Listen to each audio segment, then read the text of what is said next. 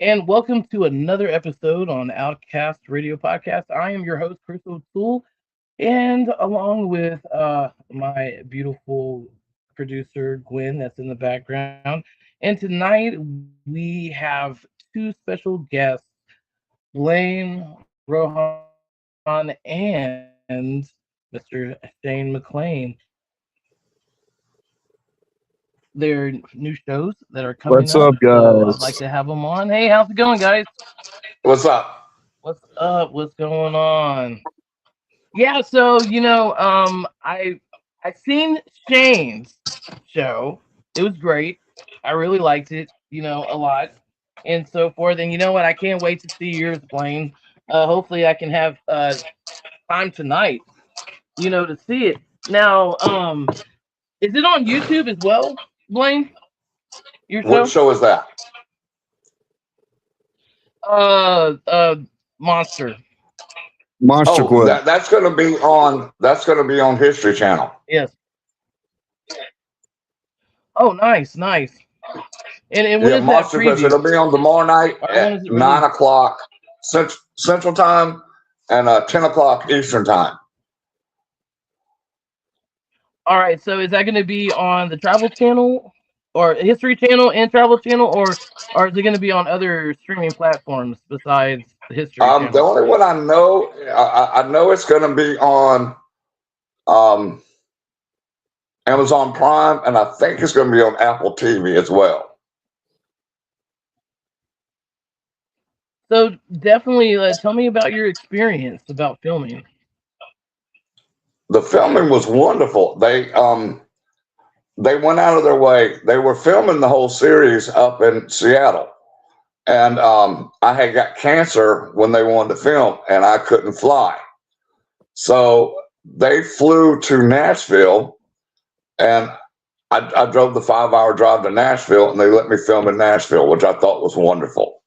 And the experience was just the hotel they put me up in was super nice. Um, when I filmed the next day, it was at a different hotel. But that hotel was nice. I filmed for about 4, 5 hours. Right on, right And on. then when I was done filming, I And so, turned and around what and is the came home. story? Sorry. It so in no no no no no no no no worries, no worries. So and I know you've been in some other TV shows as well, correct? Yeah, I was in a show called Mission Unexplained. That was on the Science Channel. And I also filmed with Luciana Brown and Repossessed, but I never made it on air. I was a paranormal consultant for that episode. Oh, nice, nice, nice. And Shane, um, I really liked that show. I really did. Yeah, And that I was mean, that I've that was heard one of my things about cases. wow. And I know you said that you really don't like to talk about any of your cases, but this one you kind of felt compelled to tell the story. So why don't you tell the story? Well, uh, his name is Shane Thrash. He had he had two paranormal teams, a priest and a demonologist, all come to his house, all trying to figure out what was going on in his house, and none could help him. And I got requested, and I didn't even really know who he was, at first. And I went and did my whole interview thing, and we set up a time for me to go back. See, and that's another thing too, is like you saw me at the very end there, but there was so much more to that, because not only did we find out who and what it was that was in his house, we were able to help Right. move on that in his house. And another thing is, if you watch the show before, there was a Bloomington episode that's right on the outskirts of Savannah, and they talked about a railroad Right. track that goes back there. That same railroad track has a lot to do with what had happened in Shane's case too. And they Sorry, didn't y'all, I hit the wrong button. they didn't put any of that. They just put like No worries. they just put it towards the end where the clearing and cleansing. But Peavy for you. it was a good show. Yeah, and Yeah, I saw it. it was, Sorry, Chris. and that's the thing about like oh no, no worries, no worries. That's the thing about production, is they try to find that storyline that's gonna be fit in the narration, for obviously because there was like more than one show. Basically I've seen in the past where it's just like, the show is dedicated for that sole subject. Yeah. But things that that they didn't show. Can you tell us and collaborate a little bit about what happened? What did you sense? Yeah. What did y'all feel? During our investigation, we were running a spirit box and we run several at a time. And we kept getting Franklin, we kept getting Henry, we kept getting railroad track, we kept getting explosion, we kept getting loss of family. I mean, we were getting all this stuff that was mixed up all through. But the whole time is, we're copying everything down. And I got and I just started putting things together. I started putting things together and I found in 1973 a man that was 28 years old. His name was Franklin Henry. The only Franklin Henry around that time. And he was on a train that was right behind my client's house. And him and 6 other firefighters were on there, and they were coming, and a propane leak came, and that's he was 28 years old.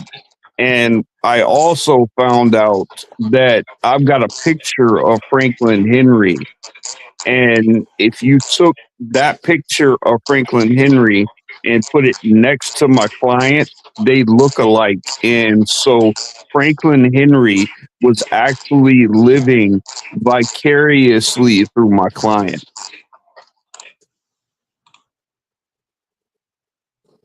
So wow. everything that was happening. Go ahead. I mean, what I've noticed about people who live near railroad tracks, it seems like there seems like energy likes to flow through those railroad tracks. Neither if it's just like residual energy, from the iron. I mean, because it releases frequency, as we know. Like when when a train goes over you know, over the rails and all that, it creates that screeching sound and all that. And don't you think possibly that, you can just have stragglers like, hobos or whatever who are just, you know, just getting a ride along and then just decide to stop and hang out for a little bit? Oh yeah, of course. And Of course, if there was a stopping point right there, but the railroad track was literally a quarter of a mile from my client's house. Yeah, because it just seems like what you were telling. Yeah, it was literally like a quarter of a mile away from the house, and there was a propane leak that came on. So him and the other firefighters were just going and conversing with each other, and that's the last thing they remember. And so I guess when he saw Shane and saw, you got to remember, Franklin Henry lost his wife, lost his kids, lost everything, and my client had all that. So when they put on there that it was a dark entity, it really wasn't a dark entity. It was someone who was absolutely lost, that was trying to live vicariously through my client and was making stuff happen around him. not because it wasn't affecting his daughter or his wife or nothing like. It was only affecting Shane, and that's what we found out. And he was like, he couldn't believe it because it was like that's just crazy. And see, Yeah, that is they crazy. didn't show any of that in the show. They never do. And yeah, and no, I mean, and I think a lot of it too is, as we mentioned before, is like the legality part of it, Yeah, because now my wife and I were any talking about that too, and it's like they would have to try to get hold of Franklin Henry's family, let them know that he's being talked about and things like that. And I wasn't even thinking on that level. It's like what if that's just a very sour taste in their mouths? So I mean, I get the aspect of it, but you know I really wish they would have centered it more towards what it really was, because in that show yeah, you think it's some dark entity, it's some kind of like demonic or evil, but there was nothing evil about this case. right. It was just basically, I mean, just what you're telling me. I mean, it just seems like it was basically residual energy, emotions, that just kind of manifested, and and I can totally see that happening. I mean, especially from other people as well. I noticed when I lived in a haunted house, it seemed like um, you know, the environment started to get a little bit more overwhelming when there was more people involved, like in my family and Yep. everything. And and then I see how, just that energy overwhelmed them to be upset at each other, and you know what I'm saying, and mad and all that. So like, what is your take, Blaine, on like the different energies, especially when it Well, comes to like humans? well, one good thing, luckily for me, I'm an empath medium, so I can pick up their energies very well. I can tell when they're mad, sad, pissed off, hungry, angry, whatever they are. And I pick up on those energies, and a lot of times it's the spirit is so frustrated. Now, Shane will tell you this himself. Demonic is very rare. Very. It's like Um, 1% of any of my cases have been demonic. I've been doing this for 41 years, and I've never seen a demon. And I've done probably 500 house cleansings, building cleansings. I've had some very pissed off spirits that acted like that they were demonic, but I could see their true self. And when I told one, I said, okay, I've heard your demon voice. Let me hear your big boy voice now. And all I heard was, sorry, Mr. Blaine. He knew. He knew that I knew he was not a demonic entity. Um, Right. and I just try to treat them like I want to be treated. Even if they were bad in life, I still give them a benefit of the doubt. Now, if they hurt children when they were alive or their spirits, no, they got to go. But most of the time, I can cross them over. Right. Um, but the ones that hurt children, I don't even give them a second chance. They're gone.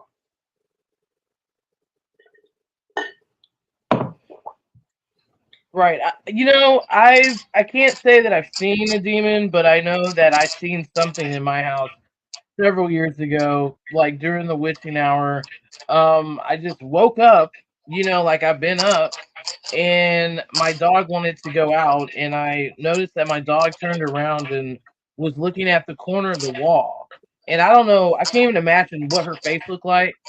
But as I turned around to look, I see this thing that's pitch black, but it's very sharp looking, and it looked like it had a hunchback with hooves. I couldn't see the head, with a pointy elbow. And as I'm following it with my eyes, it just like dissipated. But I'm not the Chris, only one who's seen this. Chris, what you Say saw was what? an elemental. maybe Oh, with because wolves, maybe, or that could be a poltergeist too. That is a Sure. manipulating poltergeist.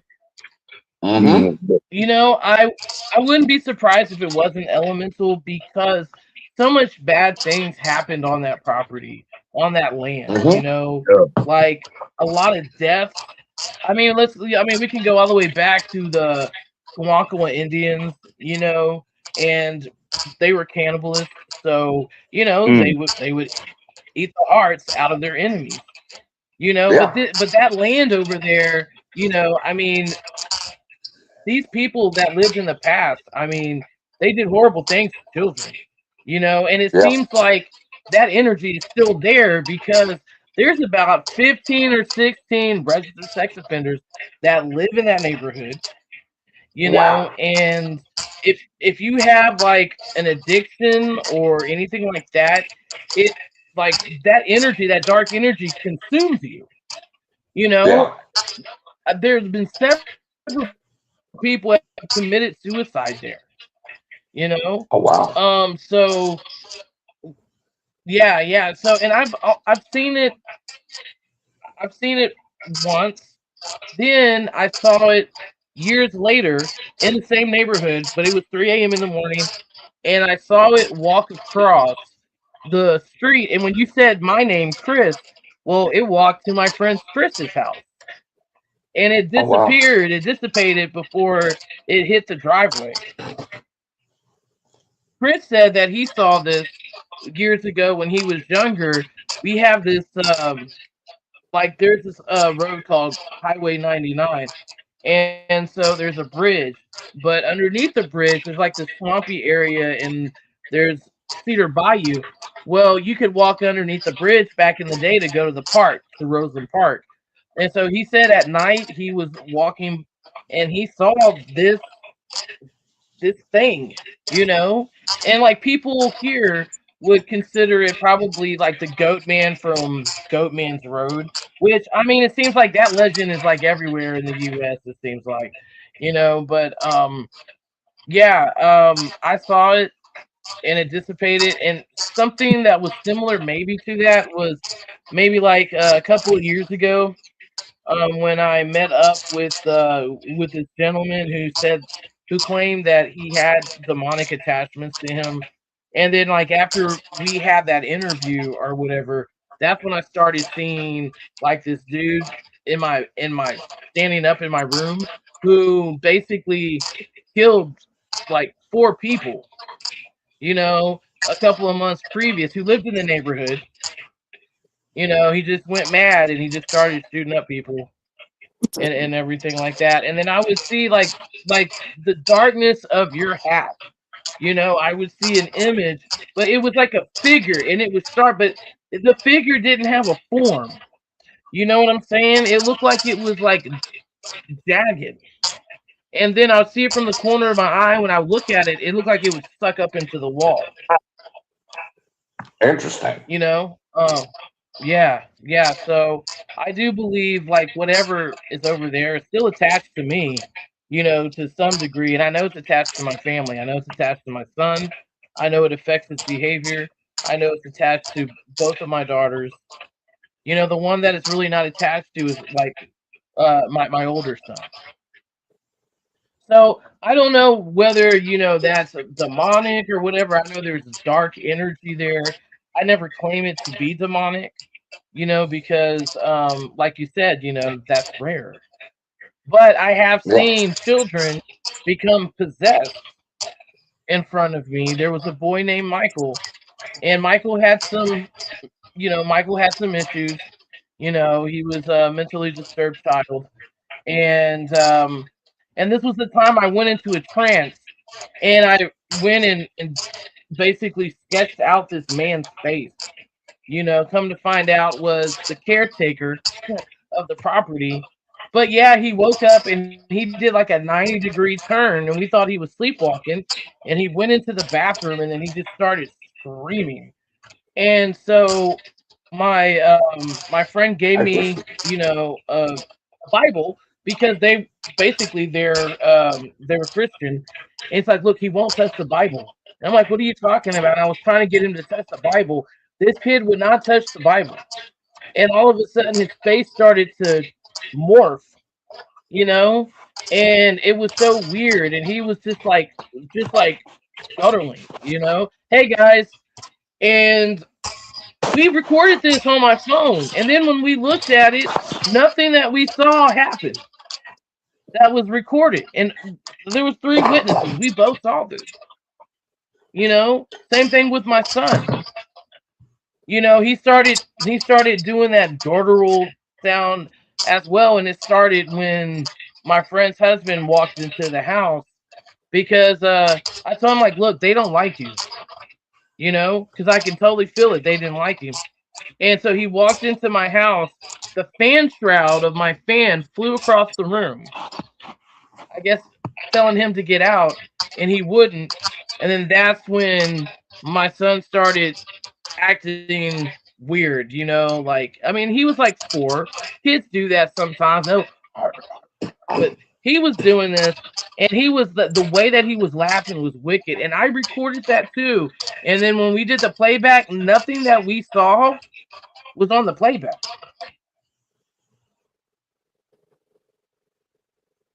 You know? Yeah, definitely. Yeah. And yeah, and I believe that Nate, you know, I believe that like, you know, to a certain degree, but it was just weird. It was Yeah. weird. And one part of that, like before this happened, we had people come over to the house to do an investigation. And that spirit, that energy over there, like if you're hurting, you know, like if you have a toothache or whatever, you know, it will just intensify any pain in your body. And Yeah. so that's what it did to me. I had a toothache, and then my friends went and put their hands on me to pray. Well, everybody had their cameras out, and then all of a sudden, you know, the batteries dropped, like Yeah. all their charge. And so Yep. my I'm wife going had the out and new coming back Sam. in. That's okay. I'm gonna go on my Um, computer now. Hold on. all right. Yeah, my wife had at that time the new Samsung phone where you can take rapid shots. So she was able to take those rapid shots.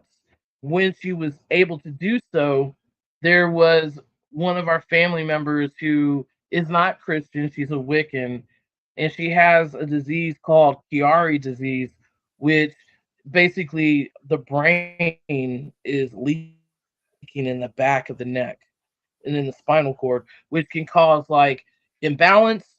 She's not able to grab things very well and so forth. Well, look, like in my yard was pitch black.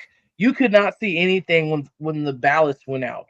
And there was toys everywhere. My son's toys in the front yard, and my son at that time he was a pretty strapping young man, and he was trying to hold her, and she drug him zigzag through all these toys in the yard, pitch black, can't see.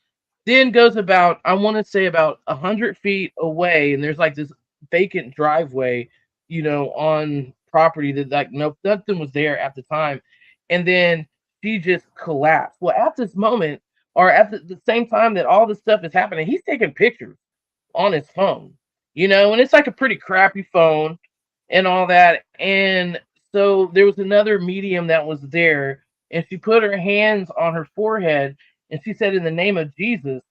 And their aunt just rose up, like something pushed her up and so forth. So when we were looking at the pictures, out of 27 of the pictures, the 26th picture, you can see a bell dress of a woman, that maybe looked like a maid or whatever, was like wearing an apron, but you couldn't see anything else, waist up. And then that picture vanished. That picture like disappeared. So when it Would comes not to surprise like, you know, yeah, it comes like, to the demonic part of it. I can't claim that it is, but at the same time, I've never experienced anything like that, to say that it isn't. you know. There's So certain yeah, going characteristics that make it up too. I have an entire checklist that we go through if someone thinks that there's demonic in and things like that. Exorcism is always our very last resort. We go through the entire checklist. We get them medically evaluated by a doctor. They have to have psychological evaluations ongoing because there's certain characteristics of schizophrenia that will mimic the same thing of an oppressed person. And that's one thing that people don't understand is that a demonic activity is much different than any other paranormal activity that you'll get, and it moves rather fast. It goes from infestation to, oppression to possession to upset. I mean, like it goes rather fast. And that's what it wants to do. The more spiritual of a person you are, the more that you try to fight or being spiritual, the more a demon will attack. And Blaine's right about that. 1% of all my cases that I've worked have been demonic in case. Have I seen them? Yes, I have. My first encounter with one was actually inside of a church. Gotta love it. wow, wow. So, And how about you, Blaine? Have you had any encounters of, the paranormal, which of course, we say that demons are rare and so forth, but something that was so dark that it made you second guess? Well, I did have a case that I did up in let me think of the Centralia, Pennsylvania, that I did. This ended up being a very pissed off Native American spirit. Um, before, because we filmed a documentary up there called Ghost of Fire. Well, we filmed it in two different parts. We filmed it.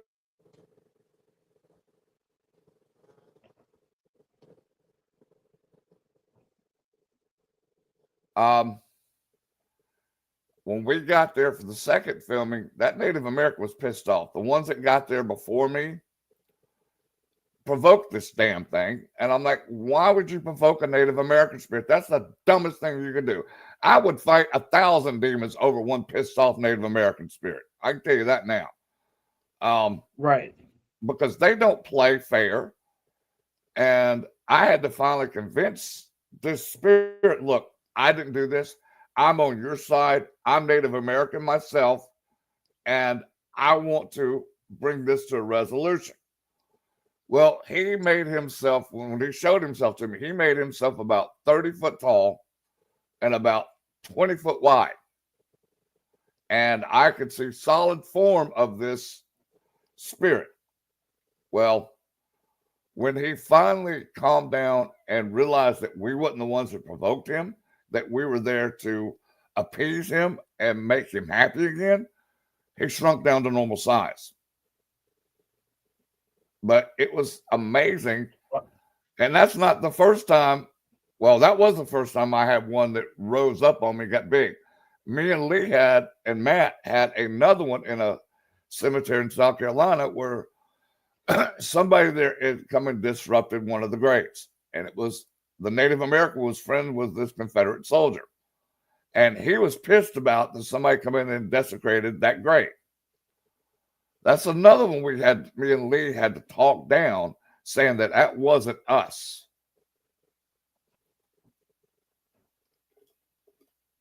mm, And this thing chased Wow. us. I mean, this is the fastest thing I've ever seen in my life, spirit wise. I'd say this graveyard was probably about 200 feet wide by about 100 feet deep. Older graveyard. This thing would move from one corner to the other corner Wow. in less than a second. And then it would come right up behind me and Lee. But luckily I have enough spirit guides and protectors around me that they warned me that it was coming. It was rushing us. And I finally just turned around and held my ground. I said, look, we didn't do this. Don't be mad at us. We're here because we want to help you, and we want to make people in the cemetery feel that they're not forgotten. And then once he calmed down, he was cool as hell. But yeah, that's the two. Well, I'll tell you one other thing I saw that wasn't a spirit, but it's Sloss Furnaces here in Alabama, in Birmingham. We were doing an event up there, and we were in the wheel room. And this young lady that was sitting next to me, we were listening to an original Ghost Box.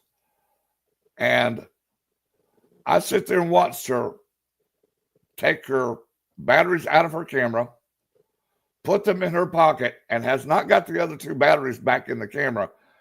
This thing expanded probably about 4 inches, and it made a sound like a shotgun. Well, my first reaction was to grab it from her. Oh, wow. And I'm looking at this thing. I'm looking for like structural damage where the screws go in the back. Nothing. I had the camera till about 2 years ago, and I finally just threw it away.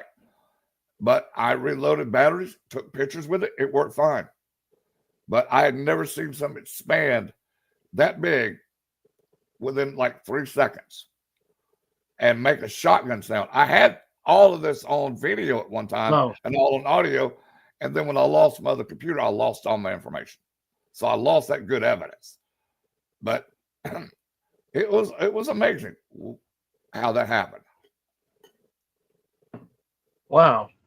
That is amazing. Yeah, I don't think I've ever, the only close thing I've ever seen that built itself up was in Louisiana in Rose Pine Cemetery and in Springfield Cemetery. And that was about maybe 15 minutes away. And all of a sudden, man, fog just started rolling in. It wasn't cold. I mean, I didn't feel like it was cold to me. You know, something hit the fence. You know, like you hear the whole fence is like clang, you know, the chain link fence. And there was just no way. I mean, you would have to be, you know, tough because it was all connected. Yeah. And everything like that. And then I had my camera and I had my flash and I was taking pictures. And I mean, all of a sudden this plume just rises up and like it's coming towards me and I'm walking back, you know, taking shots. I still have those photos. You know, I mean, they're pretty amazing. Yeah, pretty amazing. So Nate said, for those who don't know, Centralia, I think I probably messed that up. The basis of the game of Silent Hill, they have had an underground coal fire since the 1960s. Yes, if we're still talking about Pennsylvania. Yes. When we filmed there, we had a geologist, and he told us that there was enough coal and natural gas for that thing to last for 2,000 years. That's how much coal and natural gas is under there. And this is funny. The first time that I got to go up there, there was still like 4 or 5 houses still there. The second time I went back, there was no houses there. There was the fire department, police department, which are right next door to each other. And the mayor had an office in the same building. And that was the only 3 people that actually lived in town. Now, there was an old Orthodox Russian church there. And all of the graves were getting burnt up. And I don't know a lot about their religion, but I do know, like, if it's Catholic, it's a sacrament to be cremated. And that's basically what's happening to them. And they won't move them. They're just going to let them burn up. The graves, the headstones and everything. Yeah.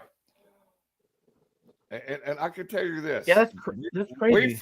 We filmed in November. And it was cold because it was in Centralia, Pennsylvania. You could literally fry an egg on the road.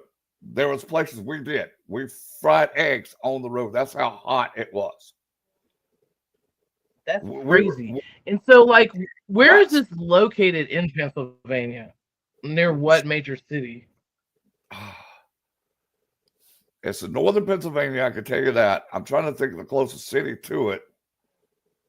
because I went right to Centralia. We went actually right outside of Centralia, probably about 10 miles from Centralia, and stayed in a hotel. I can't remember the name of the town we were in, but all I know is big coal mining up there. A lot of coal mines. And Yeah, we had something similar. Yeah. And it all I'm so sorry. Go ahead. It all started because the mayor told a maintenance worker to burn some brush, and that's what started the whole fire.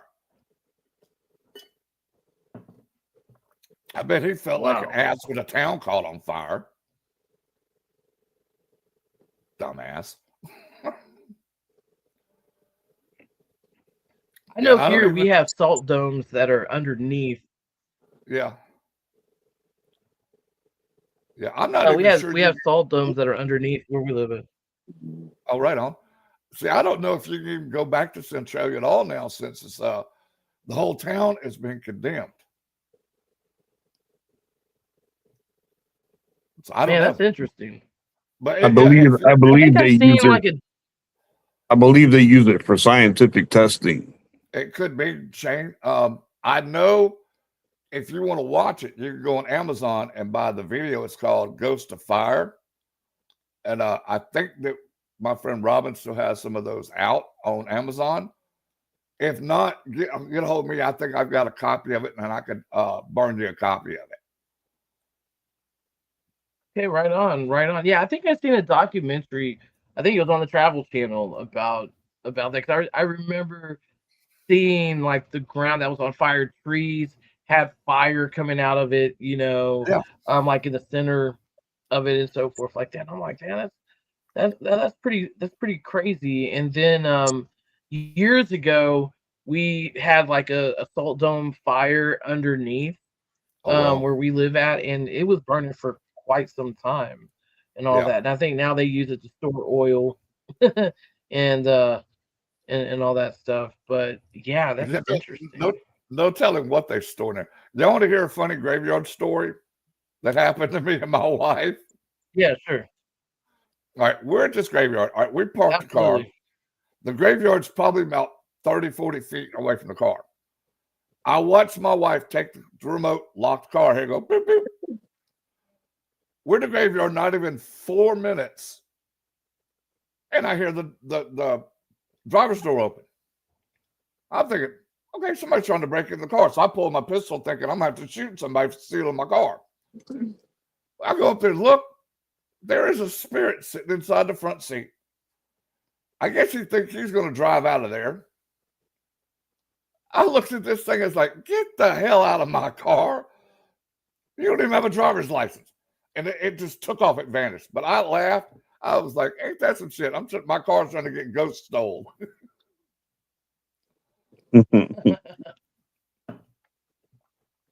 How about you, Blaine? Blaine, I'm sorry, Shane and Blaine. Okay, it's like two brother names, Shane and Blaine. I mean, totally can tear stuff up with that. So Shane, so tell me about, besides this, you don't have to like say names or anything like that. So what has been probably one of the most intensified experience that you've ever had? Grand Theft Auto Spirit version. No shit. That's funny. Well, like I said, that the one that was in the church that really shook me, because we weren't expecting anything like that, and there was only a couple of us there that could actually work that, and everything was fine. The guy was right behind me, and as soon as the worship music started playing, everything was fine. Him and the chair was thrown against the wall. His body started contorting. He was speaking different languages. His eyes were jet black. You can hear his bones crackling from the contorting.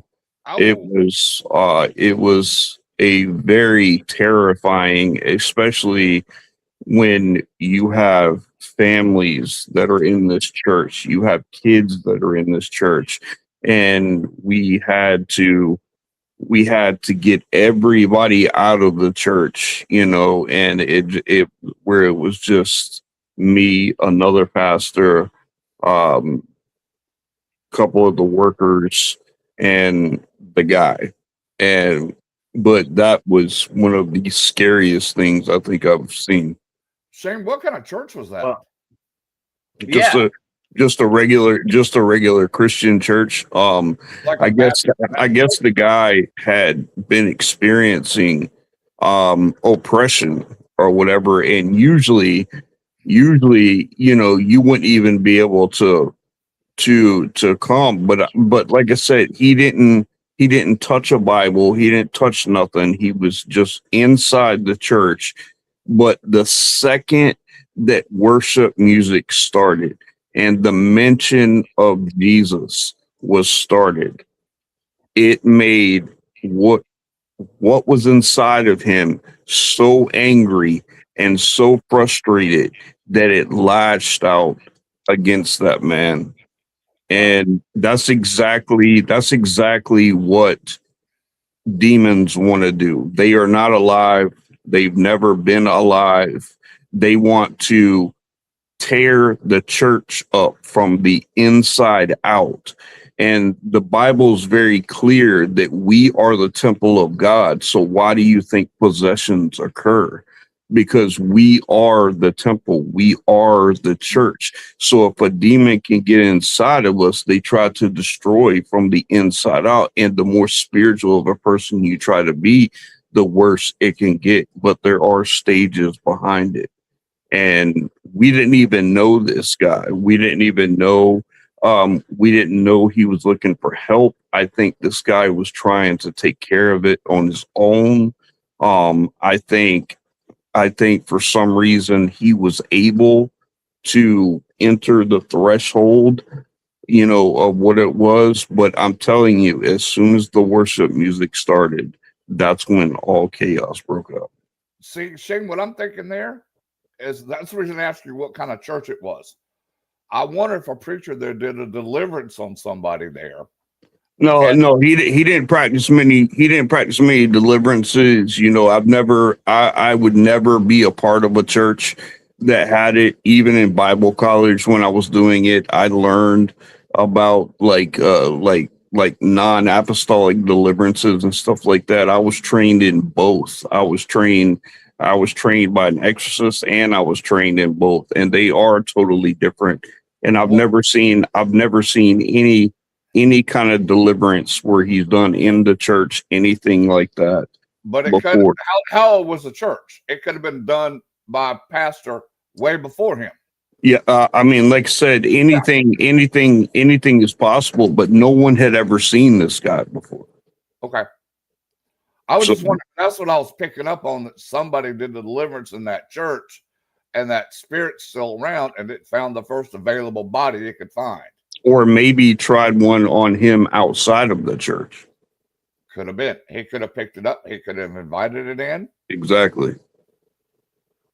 But there's so many unanswered. It took us working, with him. I mean, through the rites and everything for about 3 hours before he Yeah. was, and it was so strange because his body went from contorted. I mean, when I'm talking contorted, guys, I'm talking his wrists were so far back and his fingers were locked up like this. I don't know if you can do, but they were bent so far back. And I mean, you could not move his hand back into place. You could not move his body back into place. Whatever it was, the demonic that had him in that clutch had a tight grip on him to where it was so oppressive and so possessive that that guy was not any longer for that period of time, that guy. Yeah. So you think he had a total possession then? Okay. Oh yeah, 100%. Do you think it was just one, or was it? No, it was one. It was definitely one. Because once we cleared everything, once we cleared, he was able to. We always do a testing. With holy water. The guy was sweating profusely, and I took holy water and put holy water into a cup, and he drank it. And somebody that's possessed can't drink holy water. They can't drink holy water. They can't touch a rosary. And I use a Benedict rosary, and that's one of the most powerful in spiritual warfare rosaries that you can get, is a Benedict rosary, because Benedict was the very first successful exorcist.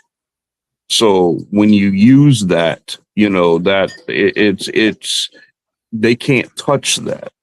And to have somebody that's that afflicted like that wouldn't be able to.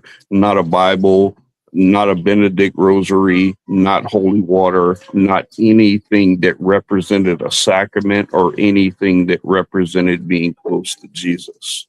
I got to ask though, what's the last thing that entity did when it left? What now? What was the last thing that entity did when it left? Screamed.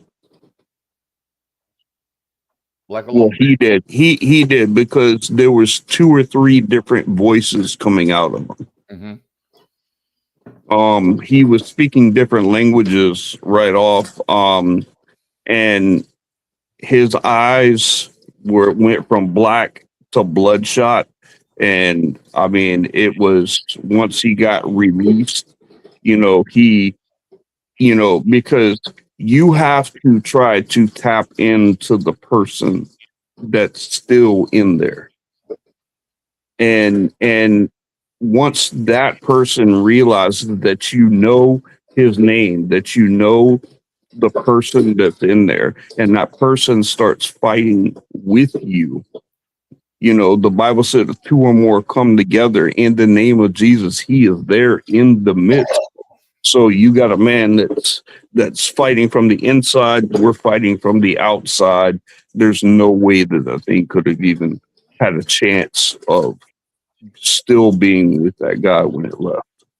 Where does it go when it leaves? Wherever it came from. Whenever you think when Jesus used to cast demons out, Jesus would walk up and the demon says, cast us into these swine. And the demons were cast into the swine ran into the water and they all drowned. So I guess the swine were died. But what people don't understand about that story in theology was that the Jewish people were not supposed to be swine herders. And the person that owned that property was a very devout Jew, very Hebrew Jew that was swining herd. So when Jesus came, he casted them into the pig and they were able to go in. But they go back where they're from. And not only that, but once they're cast, that's the reason in the past 5 years, we've seen a rise go from not only possession, but obsession. That was because a person that in possession, they have experienced something that they don't want to let go of. And if you invite that feeling, invite that back, not only does the demon come back, it brings back 7 times worse than what it was the first time it was there. So it brings back legions. Yes. Because 7 actually is an acronym for a legion. So 6 is 6. 7 in theology is the number of completion. Now 6 was actually, like if you're going to the 666, it's the man. It's the number of man. Actually, the history of that, the Jewish people were not allowed to call the Roman emperor by his name, so they gave them numbers. Emperor Nero was number 666. Yeah, so of course. He was an antichrist. Well, the never mind. I'm not going to go into biblical with it because you're a Christian and I'm not. So, It's I'm okay. saying so.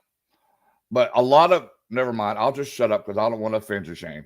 No, yeah, look, it takes a lot, man. Look, I've studied theology for 30 years, man. There's not much that can offend me. Oh, You believe me, know, I grew up in the Bible Belt where it was pounded in your head as it was truth, and history says otherwise. So, I guess it depends on, who you are too and what it means to you. well, I'm a spiritual person, not a religious person. So, Hey, listen, I listen. I don't like religion either. I like relationship. That's the difference between me and everybody else. that's a good thing. You can keep your religion. See, Religion is a man-made thing. A relationship is a God-made to man thing. and I So can agree with that. Now, religion itself was made by man to control man. So, could be if it was done like in the early centuries and stuff like that, where the Pope and stuff like that back in the day with the kings and stuff like that, the Pope had just as much pull as a king would. So if a Pope said something back in that day, then it was golden and the king would listen to it. And there's a lot of history behind that. And that's like most Catholics that I've seen, like they go from Roman Catholic to independent because they don't be tied down behind the Pope anymore. mm-hmm. Do we lose sound? I don't know. Something happened. I had an 800 number trying to call me. Oh, okay. They're going to sell you a car warranty. I had one of those yesterday. Dude, you know what you do? Well, as dude, you have fun with them. When they call, go, everything's done. There's blood everywhere. I got to go. They will not call you back. I've done that several times. Or even better, or I put a kid on the phone, tell him it's Santa Claus. That's hilarious. You should have seen what my stepfather did to some because my mom used to have a hard thing with telling people not to come back by, and the Church of Latter-day Saints, they wanted to keep coming by and keep coming by, and my stepfather he got really tired of it, so he answered the door butt naked. Done that before. I've answered the door in black sheets, tell them we're having a human sacrifice. They want to be next. That's got rid of them. I had fun with them. They don't call you back no more. They don't come to your door no more. They don't. You can't leave out Jehovah's Witnesses. Come on. Oh, no, don't get me started on Jehovah's Witnesses. That's one religion I hate with a passion. And I'll tell you why. When my daughter was born, she had transposition of the great vessels. Her heart arteries were crossed. My ex-mother-in-law was a Jehovah's Witness. They showed up at the hospital demanding we not give that child blood. And I'd already given blood to my child. I basically told them if they didn't get out of the hospital, that I was going to manslaughter every one of them. At least they'd be in the hospital and be taken care of. But if they didn't leave, so I have no love for Jehovah's Witnesses. None. Yeah, like part of my family on one side, they're all Jehovah's Witnesses, like they're pastors and all this stuff. And it's funny because when someone passes away, unfortunately, I just found out that my uncle just passed away while we were conversing and while y'all were conversing. But it's just like it seems like when someone passes away and we go to the funeral, the Jehovah's Witnesses sit on one side and then like we sit on the other, and it's kind of funny because I just like what's the difference? Because then I can hear some of my family members like, oh well, let's just sit over here, like we're not Jehovah. Yeah, Shane, that's when my demonic beings come out when I see Jehovah's Witnesses. So I would probably I know I would say something to them. because I have no filter anyway. I'd ask Yeah, him, I think how's your cult doing today? and you know what? And I think that's one of the reasons why, it kind of separated my family because, they do believe their religion comes first beyond everything, even when it comes to family. And so, since my grandmother did not convert to being Jehovah Witness with her brother, then he couldn't speak to her anymore because she wasn't Jehovah Any Witness. religion tells you And cannot speak to your family. That's just bullshit. I'm yeah, sorry. yeah, and no, don't be. I mean, because my grandmother thought the same thing. I mean, shit, she was raised Mormon. I was raised Mormon for like a young part of my life, and she saw that as a cult, and unfortunately, like, it is what it is. But I think that's where it stimulated the dissatisfaction when it comes to Jehovah Witnesses. And most of them always think they're right. I used to work with one. He would make fun of me being a lesbian, and I'm like, dude, it's Saturday. Aren't you supposed to be knocking on doors instead of No talking shit. shit? So like we would just get at it and everything. I'd be But like, look, you don't pay my bills. Don't tell me what sex life I have. right. I mean, I agree. Any person that wants to, I don't care if you're lesbian, gay, black, white, green, or gold, do your thing. You don't pay my bills, so I don't care what you do. Do what you want to do. I mean, I even have friends who came out who came out gay and lesbian, and they came from a strict Jehovah Witness family, and they were like, "Oh no, we accept you, but our religion doesn't. So Oh my therefore, we God. can't accept you." And I'm like, See, that's the problem with organized religion. Is you should be able to do what you want to do. You're a grown ass adult. If you want to love women, love women. If you want to love men, love men. That's up to you. It ain't my place or Shane's place to tell well, you. but